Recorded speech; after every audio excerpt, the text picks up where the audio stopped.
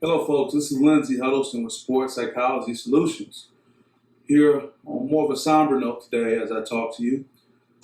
Excited to help, excited to promote positivity, but sad. Got news of another childhood friend who lost their life.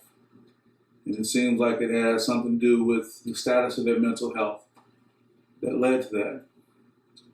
And I'm sad about that, but also encouraged because I know over the past few months and weeks in particular, I've really been focused on talking more about mental health just as I talk about mental toughness. We talk about mental toughness in sports and life and how you could stay locked in, stay focused, and stay disciplined to succeed and reach your goals. But there's also a discussion we need to continue to start having about mental health, particularly in the African American community and communities of color. To my white brothers and sisters who may be watching this, if the hair raises up on your back when I say this, I'm sorry, but we are seeing a spike, an alarming number of African Americans committing suicide, which traditionally had not been something that we took part in compared to other races. You can have a discussion about it, you can dislike it, but it's the truth. And the reason why I feel I have to speak to that as a man of color, as an African American, I have to be mindful of things that are happening in my community. If you stand side by side with me as my brother and my sister, whether you're black, white, brown, green, I think you should understand and not take offense. And this is the last time I should have to make any type of apologetic statement regarding me trying to speak to my community as it relates to what can help our young people and mature people be able to manage. We're doing a lot of research as it relates to mental health, and with my background in sports psychology consulting, my graduate work in psychology, I have a lot of resources I have access to. But the one word I want to start with is anxiety. Anxiety seems to have an impact on so many people. And I think anxiety can easily be overlooked as just something that just happens with everybody. But I just want to talk about the different forms of it. The Anxiety and Depression Association of America, ADAA, has some excellent resources. And one thing I want to talk more about is where are the resources at? What resources can you reach out to? In my view, a lot of these resources may be right there in plain sight, but we are conditioned not to want to have these discussions about mental health. Because when you talk about mental health and the status of how you feel, people look at that as a sign of weakness. Well, I want to help change the narrative that discussing mental health is really a sign of strength.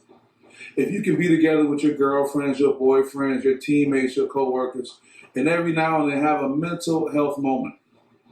That's right, a mental health moment where you can put aside what the discussion is, put away the judgment that comes with everyday life, and be able to talk about how people are feeling. And also to be in a space to be able to talk about it where you don't have to worry about someone running back, telling your business for the sake of telling your business, as opposed to helping and supporting you. I know that's tough. I'm around young people on a regular basis, and there's a level of toxicity that I've never seen before. And a lot has to do with social media.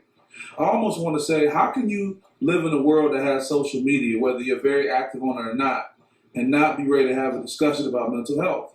The research shows that social media leads to so much anxiety because it proliferates us with these images of untruths.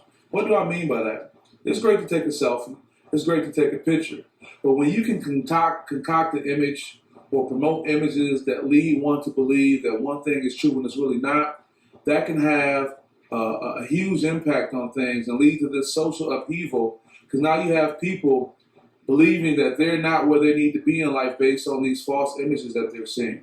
Now, I'm a big proponent of social media. This is after I went through my own personal experiences and challenges to be able to get the right perspective.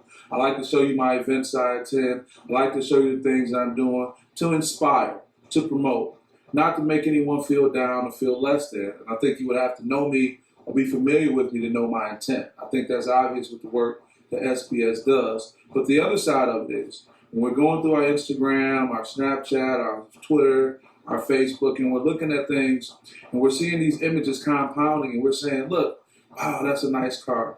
That's a great vacation. That's a great dinner they went to. And then we look at ourselves and we say we can't do it. Hey, I'll be honest. One night I'm at Carrabba's with my daughter, having a great meal, enjoying myself, and the next night it just might be pizza. And I've come to understand that, meaning that there's ups and downs, highs and lows in life, but we really want to be in a position where we don't allow those things to take over us from a mental health standpoint. What I want to do is talk about a few different terms in the time that I have with you today. Just generally speaking, these may be terms that you're familiar with, but I think it's great to have a place that if you choose to watch this video link or pass it on, it can be something that can be thought-provoking, that can help someone. Let's define anxiety. You have general anxiety, and then you have what we call some anxiety disorders. Extreme anxiety comes from worrying, when you think that you can't control what's happening in your life. You have this feeling of restfulness, this feeling of being fatigued all the time. You have irritability and sleep disturbances. And the key is the symptoms are so severe, they interfere with your personal and professional life.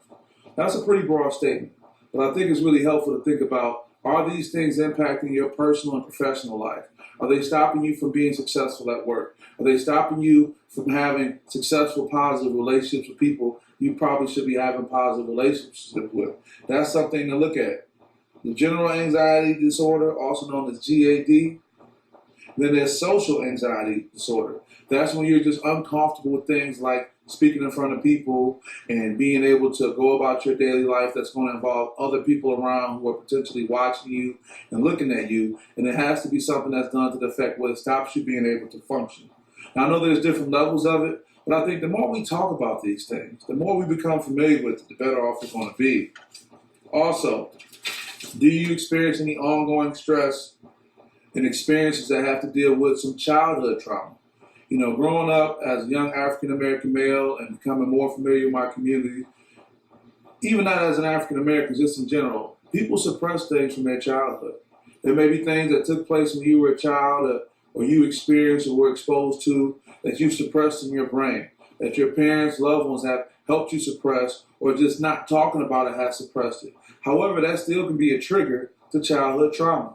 Most people as adults live their life, and the principles they live their life about are based around things they experienced in childhood. I've heard people say they don't like certain foods because when they were poor, that's all they had to eat, so they don't want to eat that. That may be one example, there may be others, but what happened in your childhood that could be a traumatic impact on what's happening in your life now? And then what are those triggers that impact your mental health? Work an extremely stressful job. I think many of us can say that the work we do can be considered stressful. I know with the work that I do, the places that I'm at, and the people I come in contact with, it's easy to look at that as being stressful. Whether you're a coach, heck, whether you're just a parent, life can be stressful. But also you want to be able to look at how do you manage that stress and also being able to see what other contributing factors add to that stress.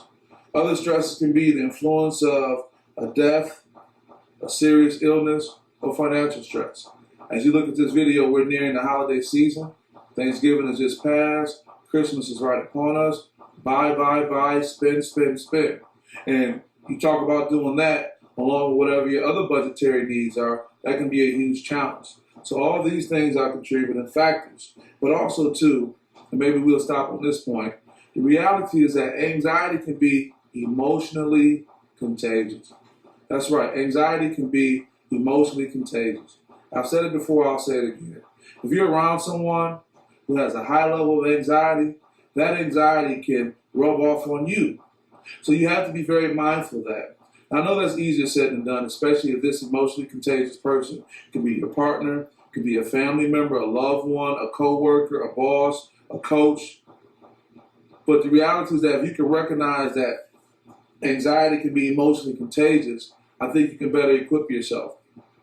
I want to leave on this note because I want to make this video brief enough that you can watch it, but also substantive enough that you can take something from it. And I promise you, as I go on with my work with SPS and talking about mental toughness in sports and life, I will continue to bring information about mental health because that's an important thing. I'm very fortunate to be what I would consider in a positive mental health state after all the different life experience I've had in a very recent in a very recent time.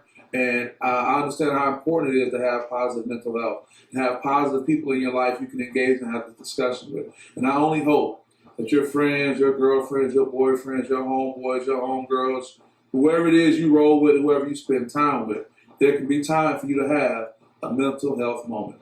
This is Lindsay Huddleston with SPS. Thank you for tuning in. Talk to you soon.